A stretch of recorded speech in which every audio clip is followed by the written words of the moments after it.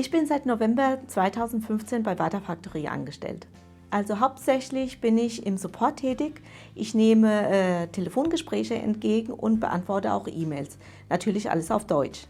Zusätzlich bin ich auch in der Qualitätssicherung tätig. Dort werden Systeme geprüft, die dann später an den Kunden weitergegeben werden. Es ist eine einzigartige Firma hier in der Region. Darüber hinaus herrscht ein sehr gutes Betriebsklima. Aus meiner Situation heraus kann ich das Arbeiten in Deutschland mit dem Arbeiten in Spanien vergleichen. Meine Familie ist aus Andalusien, dort wo sich auch Vata Factory befindet. Ich selbst bin in Deutschland geboren und aufgewachsen.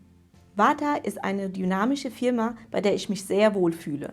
Der Hauptvorteil für die Kunden liegt darin, dass wir die Muttersprache beherrschen. Der Kunde, der merkt in keinster Weise, ob er im Ausland anruft oder nicht.